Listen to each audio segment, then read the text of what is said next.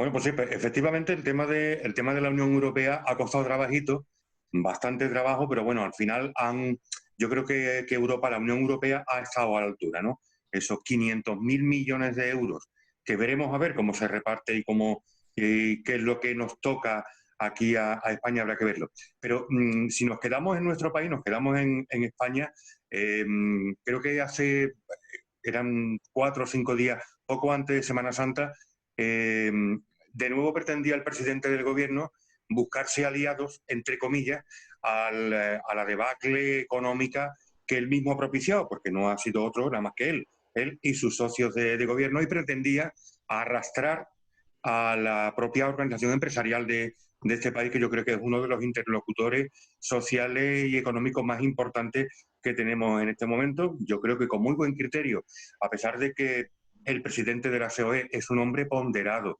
tranquilo, responsable, en esta ocasión no ha querido que precisamente ese ancla, esa cadena, tire de él también hacia el fondo. A él me refiero como representante del empresariado español, y dijo que no iba a acudir a la reunión porque no está de acuerdo cómo se están haciendo las cosas ni las medidas que van a proponer, y evidentemente para decir no, pues no iba. Que haya un divorcio entre el Ejecutivo y patas tan importantes como la COE, etcétera, eso es preocupante, bastante preocupante, porque el diálogo social y económico, yo creo que es un camino por el que debemos caminar, y sobre todo deben caminar quien tiene la responsabilidad, todos juntos. En el momento que uno toma un camino y otro toma otro, las cosas, aparte de lo difíciles que están, se pueden poner, creo yo, que aún más complicadas, ¿eh? Sí. No, desgraciadamente, por las circunstancias en las que estamos, no me voy a tomar esto ni a chiste. En otras circunstancias a lo mejor sí diría, esto es una broma de mal gusto lo que ha hecho el gobierno con respecto a esto, ¿no? Me parece tremendamente grave que en el contexto actual que tenemos y sobre todo en el contexto que vamos a tener cuando pasemos de esta pandemia, cuando la superemos y cuando haya que tener en cuenta la reactivación económica con esto, ¿no? Porque hay que tener en cuenta que, lo decía yo programas atrás, debates atrás, de esta no nos va a sacar Pedro Sánchez, de esta no nos va a sacar la ministra de Trabajo, de esta nos va a sacar los empresarios, los trabajadores, los ciudadanos de este país, y que una parte tan importante y tan necesaria en toda esa reactivación económica y que tanto está sufriendo con esta pandemia del coronavirus y con este estado de alarma, no se tenga en cuenta a los empresarios, se les ningunee e incluso se les intente manipular, pues me parece tremendamente irresponsable. Se habla mucho de pactos de la Moncloa, de futuros pactos de la Moncloa. Yo creo que esto es más ojo, que son necesarios, que de esto se necesita una gran salida y un gran pacto. Lo que pasa es que me parece que quien debe de pilotarlo no es precisamente quien lo está haciendo. Es decir, no es Pedro Sánchez, porque nuestro presidente de España lo único que pretende con esos pactos de la Moncloa o esos futuros pactos que va a haber, o está haciendo una de dos, una estrategia política que me parece tremendamente grave en circunstancias como las actuales, o bien está tratando de ponerse a la altura de lo que fueron aquellos pactos de la Moncloa sin tener ese protagonismo, sin tener esa altura de miras que tuvieron los políticos de aquella época, donde Felipe González, que por cierto le ha dado un tirón de oreja a nuestro presidente también en cuanto a la gestión del coronavirus, pues tuvo una visión, digo Felipe González porque es de su mismo partido, tuvo una visión totalmente distinta a la que tuvieron, la que está teniendo Pedro Sánchez en estos momentos. Tampoco Pedro Sánchez es el presidente que teníamos en aquella época en nuestro país. Desgraciadamente, pues tenemos lo que tenemos y, como digo, lo que me parece tremendamente grave es que porque con los hechos se está conociendo la realidad, que me parece tremendamente grave que sea un espejismo más, un marketing político más de Iván Redondo, esa suerte de pactos de la Moncloa, y que pueda crear una frustración tremenda en la sociedad española y en los empresarios, tal y como hemos visto. Llamar a lo que se viene encima, pactos de la Moncloa, es una manera, desde mi punto de vista, por supuesto, de blanquear con un nombre algo que significó en una época donde la circunstancia era diferente. disculpadme porque lo digo con dolor de mi corazón, pero la ironía la llevo en la sangre por el hecho de ser de Cádiz, pero esto se deberían de llamar pactos de los fallecidos o pactos del COVID, pero no pactos de la Moncloa, que tuvieron un nombre y que fueron para algo muy determinado. Eso por una parte. Segundo, que el gobierno está dando bandazos, clarísimo, las medidas tomadas por la Junta de Andalucía de entregar 300 euros a los autónomos. Los autónomos, perdón, de Andalucía, pues ya han sido contestados de alguna manera por el gobierno, porque ellos lo van a hacer en mayo. Es decir, que aquí es robo ideas, me tiro el tanto, como tengo prensa que difunda el tema, pues perfecto, aquí resulta que los hemos hecho, nosotros somos muy buenos, ¿no? Es decir, yo quería dejar apuntadas esas dos cosas, es decir, el hecho del engaño constante, es decir, pactos de la Moncloa, de que pactos de la Moncloa fueron en un momento determinado, por unas circunstancias determinadas, y llámelo usted con otro nombre, pero no intente usted blanquear el pacto que tiene usted que hacer ahora como pactos de la Moncloa, que fueron una cosa excepcional. Llámelo usted, ya le digo, de otra forma y de otra manera, pero no lo llame usted simplemente por ocultar y por blanquear. Y segundo, deje usted de tomar medidas tardíamente cuando ya los demás han tomado esas medidas. Me parece que por lo menos quería dejar puntualizados esos dos temas antes de finalizar. Sí, y hay una cosita también. Paco comenzaba esta tarde la charla hablando de cine, de una película creo que de una frase de una película concretamente. Y yo creo que estamos asistiendo a una película auténticamente de terror, en la que el guionista, que es Iván Redondo, le está escribiendo el guión al protagonista, entre comillas, de la película, que es el propio presidente del gobierno, y los secundarios, en este caso Iglesias y toda la caterva que le rodea, le están poniendo trampas al protagonista de la película cada 2 por 3. Ayer por la tarde, creo que era, o antes de ayer por la tarde, leía cuando comparecía precisamente el presidente del gobierno, poco más de una hora después, no tardó mucho más, el vicepresidente del gobierno, Pablo Iglesias, salía y anunciaba que su ministerio va a aprobar una renta social básica para todos los españoles. Claro, quien no sepa de qué va esto, lo primero que piensa es quién es el presidente del gobierno, el que acaba de hablar o el que acaba de decir esto. Y segundo, ¿cuánto tiempo tiene que pasar para que, porque que yo sepa no ha ocurrido, Pedro Sánchez desmienta a Pablo Iglesias, que no deja de ser un ministro de su gobierno y un vicepresidente, nada más y nada menos, que la palabra le viene grande, pero en fin, un vicepresidente de gobierno. Quiero decir con esto, después de este preámbulo, que fijaros que si efectivamente, cuando todo esto vaya, parece que va bajando el tema de contagiados, a mí lo que me pone de los pelos de punta es el tema de los fallecidos. Son 16.000 personas muertas por ineptitud de un gobierno, es grave. Cuando todo esto pase, dinero hay que invertirlo en cosas muy importantes como es la sanidad, como es cambiar cierta parte de la industria del país y reconvertirla a fabricación de material sanitario, que no tengamos que depender de terceros países que nos la jueguen, etcétera. Yo creo, y me vaya a permitir que diga, que hay que buscar 140 millones de euros de donde sea y convocar inmediatamente unas elecciones y mandar a esta gente a su casa. No, totalmente de acuerdo. Estoy totalmente de acuerdo contigo. Además me ha sorprendido con lo de los 140 millones. No me lo esperaba por dónde me vas a salir. Pero llevas razón. No, el problema de este gobierno a mí me recuerda mucho, lo que pasa que con una gran diferencia, que es la situación tan dramática que estamos viviendo, ¿no? Pero me recuerda mucho, no sé si recordaréis, el gobierno de Griñán, después Susana Díaz con Bardera.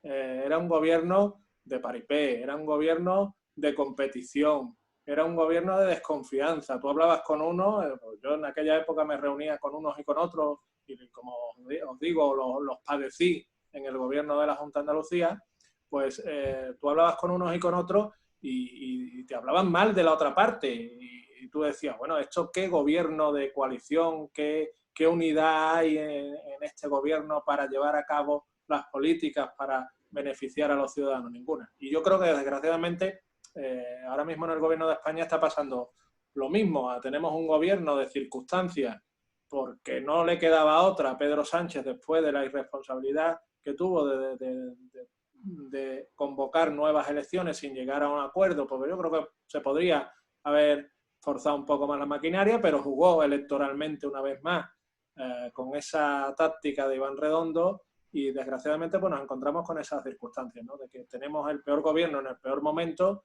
y dos gobiernos en uno y cada uno tirando por cada lado, y no solo eso, sino que una parte del gobierno, una pata del gobierno es tremendamente irresponsable e inexperto, porque está claro que los planteamientos que hacen de chavismo puro pues es tremendamente inapropiado en el contexto de economía actual, en el contexto de la Unión Europea, y por tanto eso a mí me preocupa desde ese punto de vista.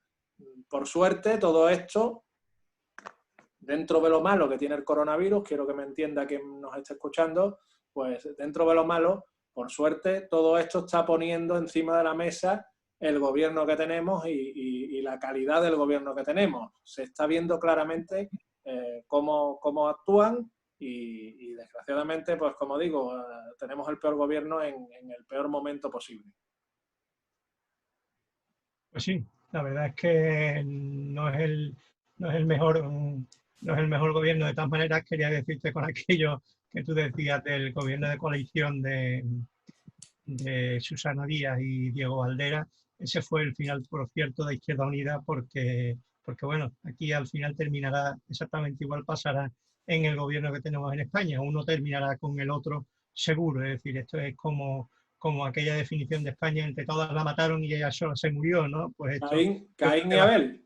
Exactamente, yo creo que esto pues será así. Uno que tenía más experiencia, que era el PSOE, pues acabó con Izquierda Unida, que no tenía ninguna experiencia, terminó por matarlo en ese gobierno de coalición.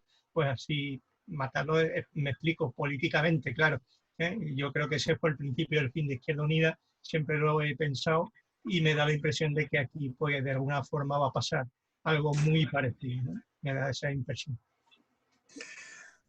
Si no se, entre comillas y políticamente, si no se matan entre ellos, que nos dejen a los españoles por lo menos decidir que somos nosotros quien queremos echarlo de aquí, porque no han sabido gestionar la crisis más grave que ha tenido este país, no sé si en el último siglo o prácticamente. Entonces, cuando tú no sabes, cuando tú te das cuenta de que quien tiene que tirar realmente del carro no es capaz, lo que tenemos que hacer es empujar los españoles, empujar para sacar esto adelante, pues evidentemente, oye, los protagonismos políticos y las cositas de postura político de cada uno, allá cada cual con su partido. Está claro, no se trata de ser adivino y tener bolitas de cristal, ni efluvios mágicos que uno sepa qué va a pasar con 3, 4, un año vista, pero yo creo que éramos muchos, el que tenga un mínimo de raciocinio, que nos dimos cuenta cuando este gobierno de coalición tomó las riendas del gobierno de este país, sabíamos que esto a buen término no iba a llegar. ¿Quién sabe? Lo que voy a decir, lo digo con toda la reserva del mundo, y quienes, como dice Miguel Ángel y Paco, quienes nos escuche, quién sabe si la propia divina providencia nos ha puesto esto, entre comillas, en el camino, para que realmente sepamos que teníamos un gobierno cogido con hilvanes, que se le han saltado las costuras a la primera de cambio y que no valen evidentemente para gestionar un país. Yo siempre diré lo mismo. En el momento en el que no se puede, no se quiere o no se sabe, yo me quedo con no se sabe, gestionar algo tan importante como es la salud de un país, no se sabe hacer eso. Yo creo que lo más decente, tú no puedes huir hacia adelante, lo más decente es decir, mire, que no podemos, que no sabemos, vamos a hacer un gobierno de concentración, un gobierno de emergencia, algo. Gente independiente, experta, cada uno en su materia, que tirarán de esto hacia adelante y nos sacarán de aquí. Repito que afortunadamente la cifra de contagiados va bajando, la cifra de fallecidos me parece todavía total y absolutamente escandalosa, porque con que haya solamente una persona fallecida sigue siendo un auténtico escándalo. Pero va bajando poquito a poco. No sabemos dentro de 3 meses cómo estaremos. No lo sabemos la semana que viene, pero no sabemos cómo vamos a estar. Pero vuelvo a insistir, aunque me repita más que el gazpacho, probablemente, que en cuanto que podamos y en cuanto que tengamos dinero, a estos señores hay que mandarlos Yo no creo que España pierda su propia memoria, que los españoles tengamos recuerdos de lo que ha pasado, de lo que nos han dicho y de lo más importante, de lo que nos han ocultado y de lo que nos han mentido. De todas maneras, Guillermo, el tema de la gestión económica yo creo que es un tema, por supuesto, que no son válidos por las personas que tenemos. Y otra cosa que sí hay que tener en cuenta es que las personas que están en el poder tienen que estar cercanas a la gente que están gobernando. No lo están, no lo han estado. Pero incluso no lo están siquiera en poderes más cercanos. Es decir, aquí en Cádiz, por ejemplo, nuestro alcalde se le llena la boca de decir que si mete a los sin techo en el Cano, o etcétera, y que hay que recoger ropa, etcétera, pero tú no habrás visto ninguna imagen de él por allí. Es decir, tú tienes que estar cercano. Tampoco se puede estar cercenando de alguna forma las iniciativas privadas que son loables de reconocer en todos los aspectos. Lo que hablamos antes de la policía, que es lógico, la policía sabe lo que tiene que hacer, hasta dónde puede llegar, se le presupone, ¿no? Por lo menos que debe de hacerlo. Y usted tiene que estar al lado de esas iniciativas. Usted lo que no puede hacer es coartar esas iniciativas. Usted tiene que coartar las iniciativas para el hecho de que las miradas vengan hacia mí. Es decir, yo tampoco puedo estar robando ideas de los demás, el tema de SEAT o de Inditex o de lo que sea, para luego estar tirándolos por tierra. Pues tendré que estar al lado de esas iniciativas privadas y aplaudirlas y estar al lado. Es decir, que el político sea cercano a todas esas ideas. Pero aquí no, aquí estamos pues hablando mucho, diciendo mucho, robando ideas a mansalva, pero aparecer tú a los políticos no los ves. El otro día, pues Pedro Sánchez aparece por una fábrica de, no sé si era de mascarillas o algo de eso, claro, no va a ir al Hospital de la Paz, ¿vale? Porque hombre, le da miedo, ¿vale? Volvemos a decir lo mismo, el alcalde de Cádiz no va a ir al Cano porque le da miedo, está claro, no se pone una mascarilla y se acerca allí. Dice, no, yo voy a recoger ropa con la... Y bueno, o dice, ahora vamos a organizar un tema de recogidas de mascarillas. Mire usted, si eso ya es un mes organizado, ¿qué va a organizar usted? ¿Qué quiere usted ahora? ¿Quedar muy bien, da un teléfono de ayuntamiento que alguien va a pasar a recogerlo? Por si eso lo tienen en Cádiz organizado ya varios grupos, entre ellos pues el del invitado que tuvimos aquí la semana pasada, Eugenio tiene organizado ese grupo y se recogen las mascarillas, y hay otro grupo, por ejemplo, que hace pantallas en Cádiz, que pasan los chavales de Correo Express por tu casa, recogen el material, incluso te entregan el material que necesites y punto y todo eso. Dice, bueno, y ahora va a venir alguien a robar la idea. Dice, ¿dónde está la cercanía de los políticos? Ya otra cosa es la gestión, que serán válidos o no serán válidos para el tema de dónde invertir esa inversión, valga la redundancia, de lo que hay que hacer, que tampoco son válidos. Pues muy bien, tenemos que acordarnos de todo eso, y que no son válidos, que está demostrando que no son válidos. Pues tendrían que potenciar esas iniciativas que se le han adelantado y que son absolutamente válidas y que están dando resultados. El tema de la SEA con los respiradores que se van a hacer en Andalucía, pues están dando resultados, ¿vale? Que ya solamente los de Andalucía les falta pues el permiso para hacerlo, nada más. Y dice, pues aquí está, yo invierto aquí porque aquí tengo que invertir. Pero no, usted deje y ahora lo controlo yo. Y bueno, yo creo que algo más importante incluso que la economía es la cercanía que no se está demostrando en las personas que mantienen ahora mismo el poder en ninguno de sus aspectos. La empatía a la que yo me refería el otro día. Por cierto, el rey Felipe VI sí ha estado en IFEMA, que le ha demostrado a los políticos y responsables que tenemos en el gobierno de España, pues de primera mano, pues él ha estado allí precisamente conociendo la situación y viendo cómo estaba la situación y exponiéndose, ¿no? También hay que decirlo, ¿no? Porque estamos hablando de nuestro rey, que como el primero de los españoles, pues también está ayudando y también está colaborando con el envío de mascarillas, de la ayuda de determinadas empresas y países a España, cosa que se debería estar haciendo por parte del gobierno de España y que estamos viendo como no. Viene muy bien lo que comentáis, porque la semana que viene, no sé si el lunes cuando volvamos o ya el miércoles o el jueves, va a estar con nosotros, si os parece bien, José Manuel Astorga. Es un gran amigo, una gran persona que está colaborando y que está llevando comida a hogares necesitados, que está llevando alimentos. Esta noche va a estar precisamente en Cádiz llevando alimentos a personas que están sin hogar. Hay personas sin hogar fuera del Elcano, como comentabas antes, y que han sido totalmente abandonados, que nadie se está haciendo cargo de ellos por no haber acudido precisamente a este centro del Elcano, pero gente como José Manuel y quien la acompaña están haciendo una importantísima labor solidaria a la hora de llevarles comida a ellos, como digo, y a muchas familias que al final pues son los pobres, digamos, abandonados, ¿no? Porque él me comentaba hoy esta tarde, hablando por teléfono con él, que en esta situación, y esto es lo triste de esto, ¿no?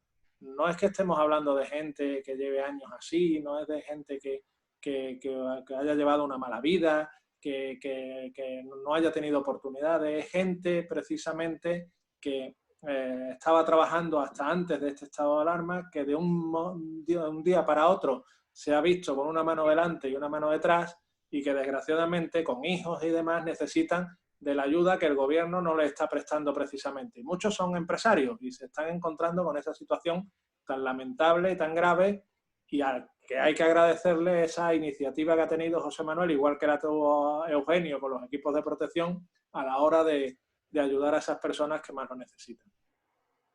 Por mí encantado de contar con el testimonio, con la opinión y la reflexión de una persona como Astorga, evidentemente. Y además viene bien porque nos va a comentar también las personas mayores. Él es empresario dedicado a temas geriátricos y por tanto desde ese punto de vista también nos puede dar su opinión y lo que él está viviendo también en la trinchera tan desagradable que tenemos en esta guerra en la que estamos todos batallando.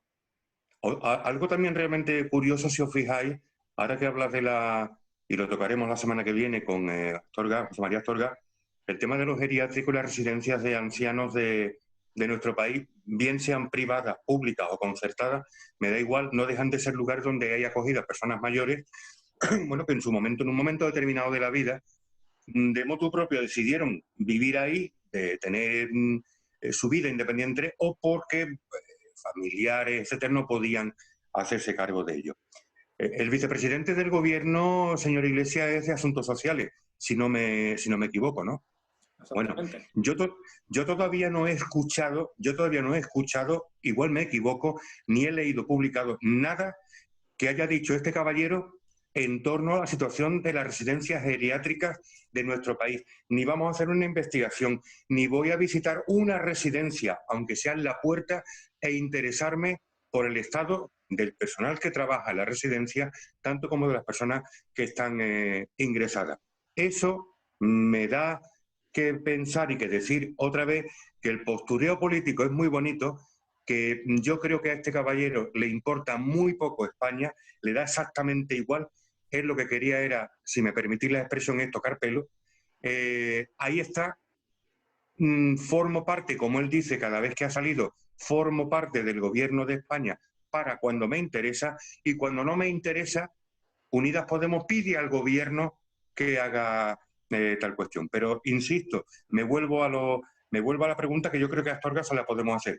¿Por qué Pablo Iglesias, como responsable de políticas sociales del país, no ha hecho una sola referencia a la situación de los geriátricos de nuestro país? Que no podemos olvidar que dentro de los geriátricos han fallecido casi 9.000 ancianos. Casi 9.000. Y eso es muy grave, ¿eh? Hombre, yo la respuesta a esa pregunta, si te parece bien, me la reservo para la semana que viene cuando hablemos con José Manuel. Sí, por supuesto, por supuesto. Porque te voy a dar la clave, seguramente que la conocéis, a esa respuesta que tú planteabas. Y es curioso y significativo. Pero no deja de ser...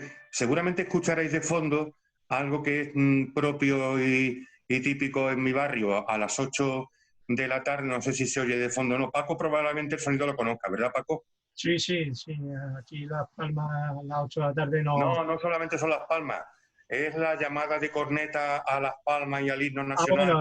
Bueno, lo tengo más cerca que tú. Aquí suenan en astilleros las sirenas de los barcos. Aquí suena, digamos, esa llamada de atención que se hace desde una residencia de sacerdote que hay justamente aquí muy, muy cerca. Pero que lo que decía era efectivamente Miguel Ángel, era que la semana que viene va a ser muy interesante que José María Astorga responda a esas preguntas y que yo por lo menos me las he hecho, que por qué no se ha dicho nada sobre ese asunto, que hay una callada y un silencio absoluto sobre este tema. ¿En qué situación están las residencias de ancianos? Insisto, me da igual que sean públicas, concertadas o privadas.